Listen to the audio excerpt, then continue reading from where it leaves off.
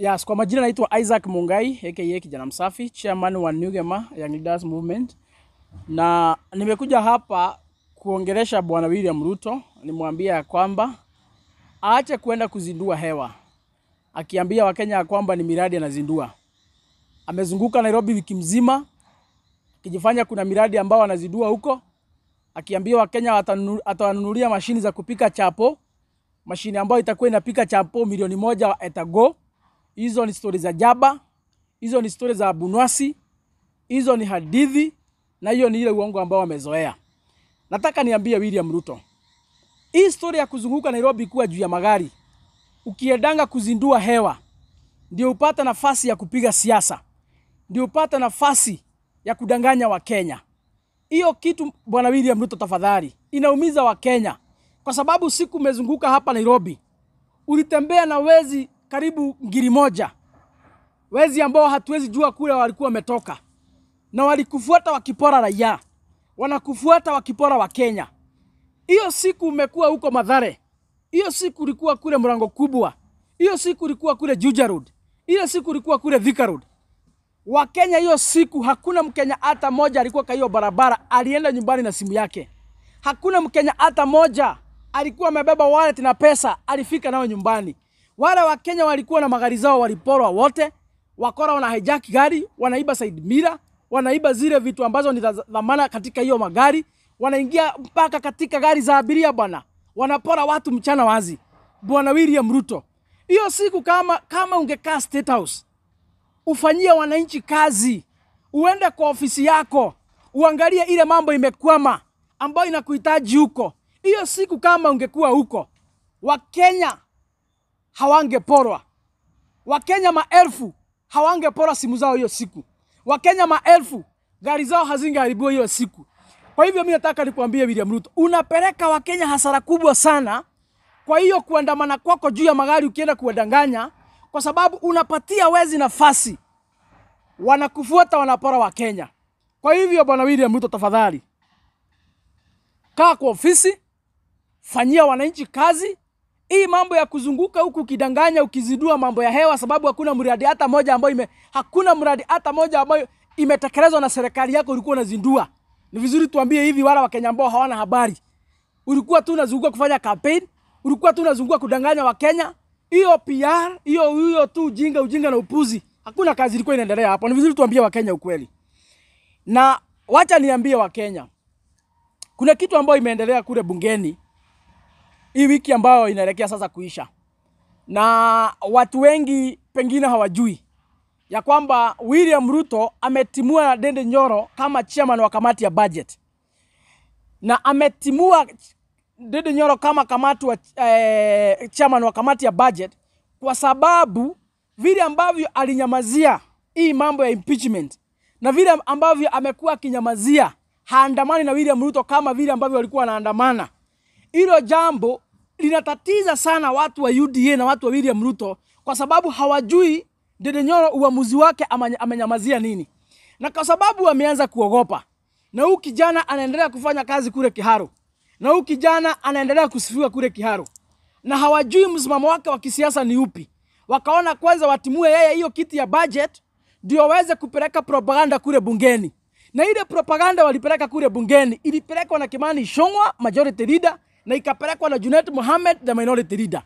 Na ile propaganda walienda kuongea pale bungeni ni kitu ambayo mimi mwenyewe hata ilinishtua, sababu speaker wa bunge, mtu ambaye ni wakili, mtu ambaye amesoma, mtu ambaye anafaa kusimamia haki na ukweli katika bungeni, mtu ambaye hafai kukubalisha watu kuongea propaganda ama vitu za uongo bungeni, alipatia Ichung'wah 2 hours wakiwa na Junet, wakaongea stories za Ndindi Nyoro za uongo, ati vile ambavyo wamemtimua katika hiyo kiti kwa sababu alikuwa anachukua pesa ya Wakenya, alikuwa anachukua pesa ya zile constituencies zingine anapeleka Kiharu kufanya kazi. Ndio maana ati research ikifanywa kila wakati anapatikana yeye ndiye mbunge namba 1 katika utendakazi hapa nchi ya Kenya. Wakasema ya kwamba kwa sababu yeye ndiye anaongoza ile kamati ya budget, zile pesa zinafaa kupelekwa kule Kiminini, zile pesa zinafaa kupelekwa kule Coast, zile fedha zinafaa kwenda kule Rift Valley kule kwa kina Kamket. Hizo pesa zote wakasema Ndindi Nyoro amekuwa akikusanya zote, anaweka katika bajeti, zote anapeleka Kiharu. Ati ndio maana wamemtoa katika hiyo kiti kwa sababu hana haki na usawa, anachukua pesa ya Wakenya anapeleka kwake. Mimi nataka niambie Wakenya, Kimani Ichung'wah ni mtu ambaye akili yake ilipungua. Ni mtu ambaye alipatiwa pesa na William Ruto, akili yake akauza kwa William Ruto, hafikiri tena. Kwa sababu kusema ya kwamba ati Ndindi Nyoro alikuwa anapeleka pesa ya Wakenya wote kule Kiharu, hiyo ni jambo la uongo. Kwa sababu mkiangalia vizuri historia, Ndindi Nyoro alichaguliwa mbunge mara ya kwanza 2017. Na hiyo siku yeye hakuwa chairman wa kamati ya budget. Na hiyo siku hata hakuwa mwanakamati kule bungeni katika kamiti ya budget. Lakini tuko na evidence ya kwamba wabunge wengi tamu ya Ndindi Nyoro ya kwanza walikuwa wanaenda kule Kiharu kufanya kitu inaitangwa benchmarking. Hata Rigathi Gachagua mwenyewe wakati alikuwa mbunge wa kule Mathira, iko siku 2020 alienda kule Kiharu kufanya benchmarking, kuona ile kazi ambayo huyu kijana alikuwa anatekeleza kule. Mimi nataka niulize Kimani Ichung'wah, kama Ndindi Nyoro ile kazi amefanya Kiharu amekuwa akifanya kwa sababu anafanya na pesa ya Wakenya wale wengine kule bungeni, kwa nini alikuwa anakuja namba moja katika ripoti zote ambazo zilikuwa zinatolewa akifanya kazi kule Kiharu, na hiyo siku yeye hakuwa chairman kamati ya budget? Hiyo siku yeye hata hakuwa member katika kamati ya budget. Hakuwa iongoza kamati hata moja ya budget akiwa mbunge tamu yake ya kwanza. Lakini alikuwa anatekeleza ile miradi yote ambayo tumekuwa tukiwitness kule Kiharu. Mimi nikasikia Junet akisema ya kwamba ati ni makosa kubwa sana kiongozi kama Ndindi Nyoro ambaye anapeleka wabunge huko wanafanya benchmarking, na saa hiyo ni pesa ya Wakenya wale wengine ameokota amepeleka huko. Mimi nataka niambie Junet Mohamed, wabunge wengi walienda kule bungeni kukunywa chai na mandazi, wanaingia huko bungeni, wana sign in ndio wapate allowance, alafu wanaenda kwa ulevi. Na kama mbunge kazi yake ni ulevi na kukaa kwa lodge ni kule Nairobi, haendi kufanyia watu wake kazi, na kuna mbunge mwingine ako mashinani akifanyia watu wake kazi, mbona mko na shida na hiyo? Mbona mkishindwa kufanya kazi mnaanza kusingizia yule mbunge mwingine anaiba pesa za Wakenya wale wengine na kutekeleza kwake? Mimi nataka niambie Wakenya, juzi Rigathi Gachagua amefukuzwa kwa serikali na akazingiziwa kuwa mkabila. Na alizingiziwa kuwa mkabila ndivyo akitoka kwa serikali akuwa isolated by other national leaders. And that is why William Ruto, he made sure before impeaching Rigathi Gachagua, amehubiri Kenya mzima na imejulikana ya kwamba Rigathi Gachagua ni mkabila. Saa hii sababu walimalizana na Rigathi Gachagua, sasa wameingia kwa Ndindi Nyoro. Na kwa sababu wanaona Ndindi Nyoro ni kijana ambaye uongozi wake umeanza kukubalika kwa Gen Z. Kwa sababu wanaona uongozi wake Gen Z wameanza kuona huyu kijana ni kiongozi, pengine anaweza kuja asaidie nchi yetu siku za kesho. Ndio maana wakapangia yeye jama, waanze kumbrand yeye ni kama mtu ambaye ni mwizi. Wakaanza kusema yeye ni mtu ambaye anapora pesa za ile maeneo mengine ya bunge anapeleka kwake. Wakaanza kubrand yeye aanze kuonekana ni kama ni kiongozi ambaye hana usawa. Uongozi wake hana usawa. Uongozi wake anapendelea watu wa kwake, lakini hana haja na yale maeneo mengine katika taifa. Hii ni jama alipangiwa ndivyo aweze kukua branded, so that hata siku anajaribu kusimama kuongea mambo ya national politics, already akuwe profile yeye ni mtu wa Kiharu, ni mtu wa kuiba pesa katika ile maeneo mengine. Na hiyo matamshi walitoa kule bungeni wanaiangazia, ndivyo mtu kama Ndindi Nyoro akitoka hapa aende Kisumu ama akitoka hapa aende Rift Valley, atakuwa anaonekana yeye ni yule mtu aliiba pesa yao akapeleka Kiharu. Wanambrand hii maneno, ndivyo akitoka hapa aende kule kwa Kamket. Wale watoto wanasomea chini ya miti kule kwa Kamket kutoka dunia ianze 1963. Wakiona Ndindi Nyoro wanajua huyu ndiye shida yao, kwa sababu zile pesa wangejengewa nazo madarasa zilipelekwa kule Kiharu. That is the narrative Kimani Ichung'wah and Junet Mohamed, they are driving under instructions of William Ruto.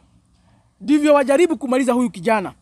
Lakini sisi tunaonea 18 kwa sababu sisi at least tumesoma, hata kama hatuna ma PhD tunajua wakati William Ruto anatupangia, na tunaweza kujua wakati William Ruto anadanganya na wakati anasema mambo iko. Na kwa hivyo hii niambia wa Kenya, matamshi ya Ichung'wah, matamshi ya Junet Mohamed, huyo ni William Ruto mwenyewe anaongea.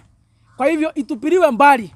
Na ndio maana mimi nasema William Ruto alijua siku zake za kukaa kwa mamlaka zimeisha wakati Jezi waliungana kule Nairobi mwaka uliopita, na wakasema ya kwamba siku za kumaliza ukabila zimefika.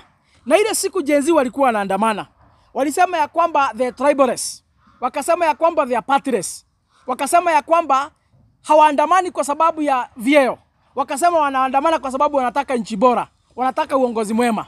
Na hiyo siku kulikuwa na maandamano wa Kenya, wacha nimwambie. Kulikuwa na maandamano mpaka Rift Valley kwa kina William Ruto pale nyumbani. Na kwa sababu hiyo wave ya Gen Z iliandamana kila kona katika nchi yetu, William Ruto akaona tukimaliza ukabila hataweza kuongoza nchi.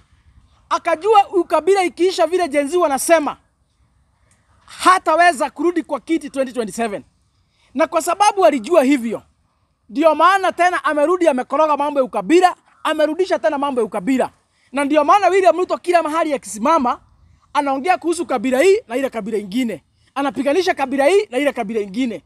Juzi tumemwona akienda hapa Northeastern akaambia Wasomalia kwamba shida yenu ni hawa watu wa Dengo wenye wanakuja kuingilia mambo ya ng'ombe zenu na wao wanalipa Dengo. Hiyo siku alikuwa anapiganisha Wasomali na Wakamba. Tumemwona akienda kule Western anaambia viongozi wa Western kina Dani Wanyama, kina Boni Harwale, kina John Badi, anawaambia kwamba shida yao ni watu wa Mlima Kenya. Kwa sababu barabara zote katika nchi ya Kenya zimejengwa Mlima Kenya, ndio maana wao hawana barabara. Kwa hivyo anapiganisha jamii ya Mlima Kenya na Western na watu wa Nyanza. Na hiyo ndio kitu William Ruto anajua vizuri.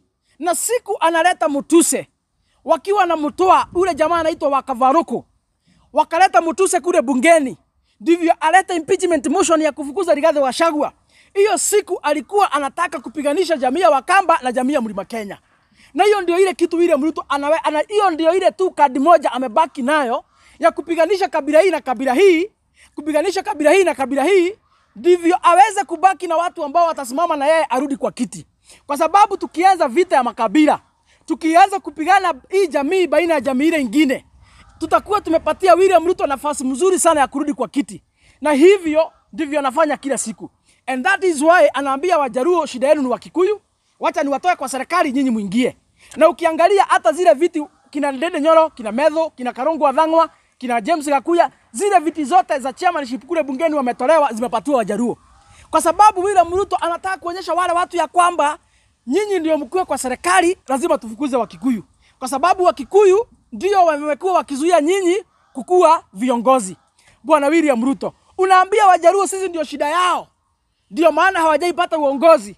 Na 2022 tulikupigia kule tukanyima Raila Amolo Odinga. Kwa nini hiyo siku, kama unapenda Wajaruo sana, kama unajali sana Wajaruo, kwa nini hiyo siku huku tuambia kuliko tukupatia kura zetu tupatie Raila Amolo Odinga angalau Wajaruo waongoze? Kwa nini haukutuambia hiyo siku? Lakini saa hii unakuja hapa kuambia Wajaruo ya kwamba ati shida yao ni jamii ya Wakikuyu. Na ndio maana kila siku Bwana William Ruto unatumia gausho. Kila siku unatumia gausho. Unamwambia tusi hii jamii. Kila siku unalipa gausho, unamwambia tusi hawa watu kila siku. Gausho anaamuka anaanza kutusi jamii mzima kila asubuhi. Wacha niambie William Ruto, hii line yako ya ukabila tumeionea 18. And that is why leo hii mimi hapa nikiongea kama chairman wa NUGEMA nataka kusema ya kwamba, na niambie watu wetu mnisikize vizuri. Wale watu wako kule TikTok, wale ambao wanaongea maneno ya Gema for Gema, hao ni watu wametumwa na William Ruto. Wakuja wa confirm vile William Ruto amekuwa akisema sisi ni wakabila, wakuja wa confirm ni kweli ya kwamba William Ruto anaongea ukweli, sisi ni wakabila na hatupendi zile jamii zingine. Nataka ni confirm hapa. Wale wakora wanaongea mambo ya Gema for Gema kule TikTok, wale wanasema atusinunue kitu kwa mtu ambaye si wa Gema. Wale wakora wako TikTok wanasema ya kwamba ati pesa ya Mount Kenya isipite Mount Kenya. Au hawaongei kwa niaba ya Mlima Kenya, au hawaongei kwa niaba yetu. Au ni wakora wamelipwa na Dennis Itumbi wakiwa na William Ruto wakuja kuongoza mambo ya ukabila kule TikTok, ndio wa confirm ile narrative ya William Ruto ya kwamba sisi jamii ya Mount Kenya tunajipenda, sisi ni wakabila, hatupendi zile jamii zingine. Wamelipwa na William Ruto wahubiri mambo ya ukabila TikTok, ndivyo wa sabotage hii safari ya Rigathi Gachagua ya kuunganisha wale viongozi wengine kutoka zile jamii zingine.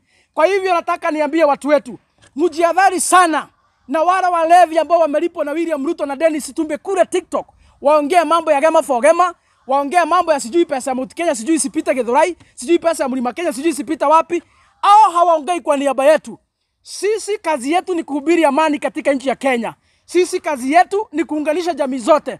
Kwa sababu Gen Z walituongoza mwaka uliopita na wakatuambia ya kwamba na wakatuonyesha kwa vitendo njia moja ya kufukuza William Ruto, njia moja ya kumaliza uongozi baya katika nchi ya Kenya, njia moja ya kuleta mapinduzi na uongozi mwema katika nchi ya Kenya ni kumaliza ukabila. Tushikane kama jamii zote hapa, tutafute uongozi mwema tukiwa kitu kimoja, kwa sababu shida ya Wakenya hapa sio kabila hii ama kabila ile nyingine. Shida ya Mluya sio Mkikuyu, shida ya Mjaruo sio Mkikuyu, shida ya Mkikuyu sio Msomali vile ambavyo vile mtu anatuambia. Shida ya Wakenya ni uongozi baya, shida ya Wakenya ni uchumi, shida ya Wakenya ni kuchagua viongozi ambao wanashughulikia tu maslahi yao ya tumbo zao. Shida ya Wakenya ni kukuwa na sheria mbovu zile ambazo zinapitizwa pale bungeni na wabunge ambao hawajali Wakenya. Shida ya Wakenya ni hawa viongozi tulichagua, kazi yao ni kujitafutia mazuri. Wamesahau Wakenya, wanaleta program ambazo ni mbovu za kinasha, za affordable housing, za kukata wananchi pesa kinyume na sheria. Hiyo ndio ile matatizo inatukumba kama Wakenya wote kwa jumla. Lakini mtu asikudanganye ati wewe ni maskini kwa sababu Msomali anapiga biashara. Mtu asikudanganye ati wewe umekosa uongozi kwa sababu Kikuyu hakutakii mazuri. Mtu asikudanganye ati wewe Mkamba shida yako ni wale watu wengine ambao wanaitwa Wakisii. Msikubali kuingia katika mtego ya William Ruto, ili ambayo ametengeneza jeshi kubwa, kule online, kule kwa mitandao ya kuleta vita baina ya makabila. Hao ni watu wanafanyia William Ruto, ndivyo wakuje wawaganye watu, William Ruto apite katikati. Mimi nataka niongee leo hii, niambie jamii ya Mlima Kenya, msianguke katika hiyo mtego. Msianguke katika mtego ya kupiga zile jamii zingine. Msianguke katika mtego ya kusema ya kwamba vile William Ruto anawaita wakabila ati nyinyi ni wakabila. Sisi kama Wakikuyu, sisi kama jamii ya Mlima Kenya, sisi kama familia ya Gema, hatuwezi kuwa wakabila kwa sababu tunaishi na jamii zote hapa katika Mount Kenya. Hatuwezi kuwa wakabila kwa sababu watoto wa jamii yetu wako katika kila mahali nchi ya Kenya. Watoto wa jamii yetu wako katika kila mahali mpaka nje ya Kenya. Hakuna ukisikia mtu anasema ya kwamba pesa ya mtu wa Mlima Kenya isipite pale Githurai, huyo ni mtu ambaye amelipwa vizuri sana na William Ruto, kwa sababu mtu akona akili timamu. Hawezi ambia watu wa Gema pesa yao isipite Githurai. Na unajua vizuri ya kwamba jamii ya watoto wetu kutoka hii jamii wametapakaa kona zote za nchi ya Kenya, na wanaishi na zile jamii zingine pia vile ambavyo tunaishi na zile jamii zingine hapa. Kwa hivyo mimi niwaambie, mjihadhari na viongozi bandia, manabii wa uongo, wale wamelipwa na William Ruto kukuja kugawanya nyinyi, kukuja kuleta narrative ambazo ni za ukabila, kuleta narrative ambazo ni za kugawa watu katika milengo ya misingi ya kikabila, ndivyo William Ruto aweze kurudi kwa uchaguzi. Jambo la mwisho, wa Kenya, tushikane vile ambavyo watoto wetu Gen Z walituonyesha mwaka uliopita. Na tukishikana hivyo, William Ruto hatapata nafasi ya kupotea. Tukifanya hivyo na watu wote wachukue kura, tutaweza kuleta marekebisho, tutaweza kuleta uongozi mwema katika nchi yetu 2027.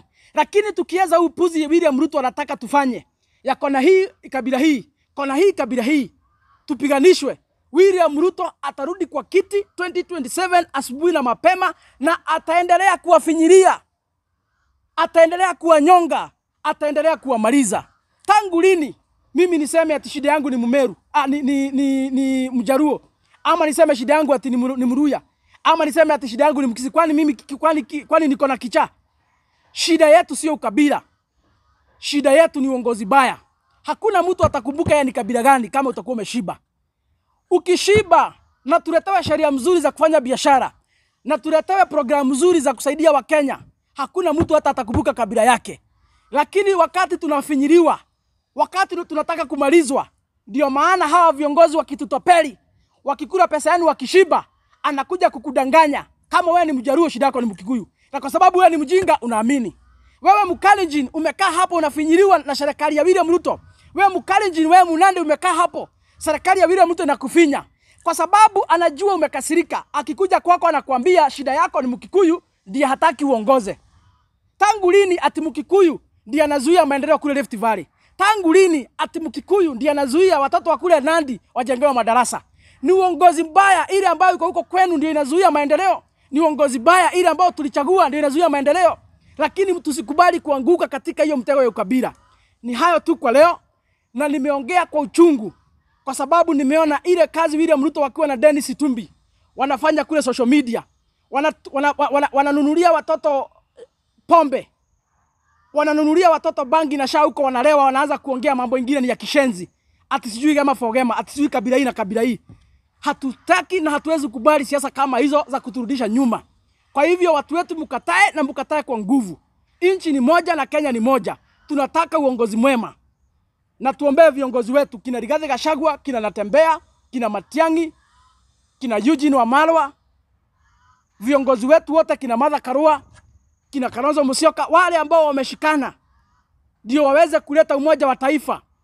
Ndio watuongoze kushikana na kutoa William Ruto kwa kiti. Tulete uongozi ambao utakaojali maslahi ya Wakenya. Ni hayo tu kwa leo. Asanteni sana. Mungu awabariki, Mungu awalinde na pia alinde nchi yetu. God bless you.